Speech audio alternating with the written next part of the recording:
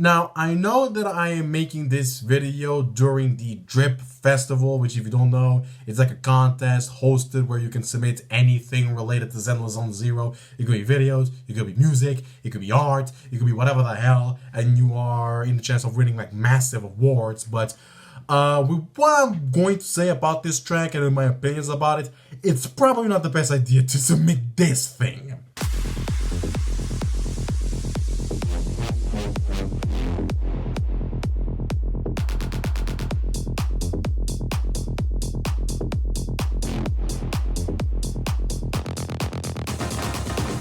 Ladies and gentlemen, welcome back to the channel. It is me, ya boy.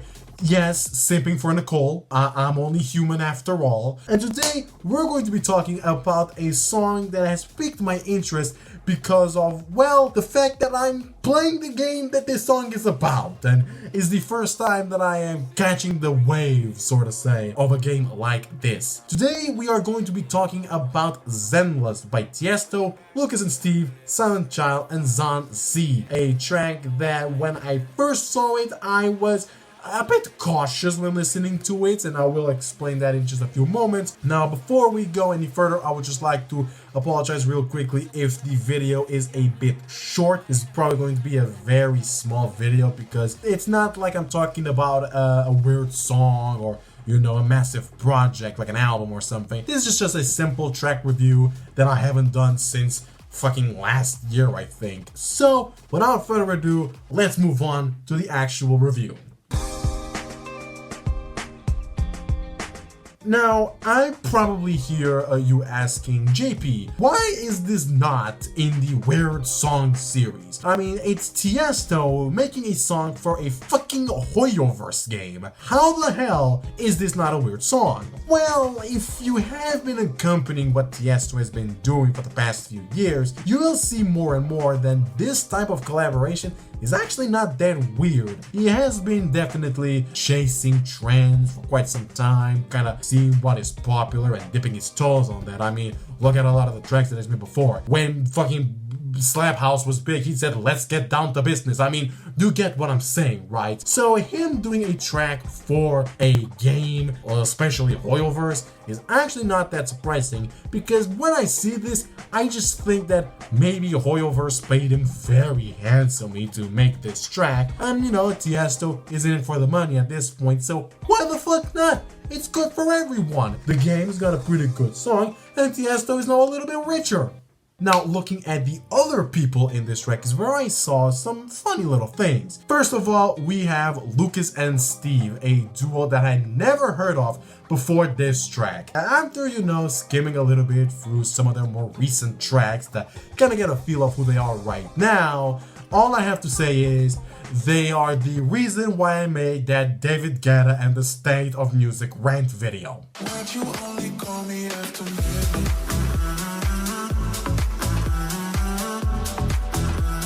Yeah, they're that kind of artist. Now, Silent Child is a very peculiar name, and the reason is because that's a name I kinda remember, but it needed some refreshing in order for me to actually know who he was. That's because quite some time ago, he released an EP on Monster Cat that I remember listening one or two tracks from. I kinda, you know, finding it to be pretty decent EP, not something that immediately stands out to me, but definitely something that, you know, I should have kept in my mind throughout all this time. And Sān-Z, I think, is a in-house producer for Zenless Zone Zero, because their Spotify, it's I think only this track and then another track for Zenless. So I think it's that. Let me quickly do some research right here. A few moments later. Yeah, I think they are the in-house producer, because I tried looking for Sān-Z on Google and it gave me like a random SoundCloud account. Then I tried to see if perchance there are any socials or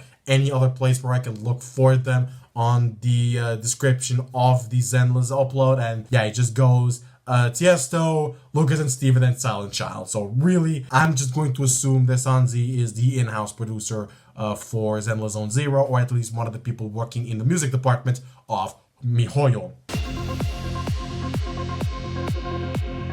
So after doing that extremely fucking scuff intro of all the artists, I mean, I didn't even talk about Tiesto for Christ's sakes. But to be fair, Tiesto is one of those dudes that needs no introduction, so do I really need to talk about Tiesto when everyone knows who Tiesto is? Let's actually talk about the song itself. Now, Zenless, the song, is a track that kinda goes through a more future rave type of sound. And that is a genre that, although I enjoy, I am not that familiar with, probably more because of the fact that I just haven't listened to that much future rave in the past. Really, the only future rave tracks that I can tell you that I've been listening to are Pac-Man by Hardwell and virtually every single Monster Cat future rave track, just to really showcase how much of a normie I am. If it sounds like I'm spewing bullshit on this track, it's possibly down to that. I have some positive and some negative comments about this track, but first I want to start with the positives. First of all, I really enjoy the vibe that this song goes for. Even if it's a very basic, dark, mysterious vibe, it does the job well, incorporating elements from the game and kind of transporting you to the game, but at the same time still being sort of mainstream to the point in which even if you don't know anything about the game, you can still enjoy this song. You don't have to be like 70 hours invested into this game, even though it just released last week. You know, it's a very accessible track for those who don't really know anything about the game. Second, I actually kinda like Silent Child's performance, and I say kinda for a few reasons. Number one, the lyrics do tie themselves again really well with the game itself. Really like how a lot of the lyrics are references to things that can happen in the game, like enemies closing in, which is the first thing that he says in the track. Again, kinda getting you immersed into that story, but again, with its more basic approach, so that even if you don't know anything, just like with the instrumental, there is no issue. Now, this point that I'm about to talk about, I'm still kinda debating if it's a positive or a negative, which is the runtime of this track. It's just under 3 minutes, and whilst the way that it's structured doesn't really get hindered by the short runtime, listening to this track for the past few days kind of makes me wish that there wasn't an extended mix of this song. Now, this is the part where editing JP Keys says that there is actually an extended version of this track, and I just did the video a bit too early. Now, I've been saying a lot of these things kind of surrounding the track, but let's talk about the actual track, the drops, the mid-sections, the synths, everything. Now, the first drop builds into the mysterious dark vibe that the intro goes for. Really like how it sounds with a very deep bass. I just really enjoy how it sounds like. However, very early on in the drop, you already start seeing what I believe to be the first big problem with this track, which is the drums. I don't like the drums chosen in this track because they make the track go from, again, future rave to kind of tech house territory. And tech house is a genre that I just don't really enjoy because of past experiences. I've already talked about before when I was in Sweden and I went to a corridor party, and virtually every single track was that sort of tech house that just remixes an already existing song and just does nothing good with it. And those types of drums just hark memories of that, especially with how the first drop progresses, in which it only really adds a lot more elements in the second half. So that first half you still get that thing of like, oh yeah, explosion of sound immediately, and then just a bass line, and that's it. Thankfully though, the second drop is the highlight of the song for me. Really love the stuttery synth that it's brought into this. You already had a little bit of a sneak peek from it on the first drop, but the second drop just puts it full force right in your face, and I really enjoy how it sounds like because it adds what the first drop was missing. And here, the drums don't really have the same problems because it now sounds completely different. It's not just explosion of sound and then bass line. Now you have this synth that you can immediately latch onto. Now, the mid section is also a point that I find funny. And the reason being is because when first listening to it, I was dead as expecting it to go into a trap breakdown for a multitude of reasons. First of all, this type of music loves going through trap breakdowns in the middle of the tracks, and number two, if you're like me and you have played a lot of Zenless Zone Zero, you have definitely heard a lot of trap tracks in the soundtrack of the game, so it would make sense for the song made for the game to also use a genre really used in the game. And since I'm talking about the connection between the song and the game, there is one thing that I'm still fucking weirded out about. The main vocal sample that ties this all together is the pre-drop vocal that goes Zenless level accelerating.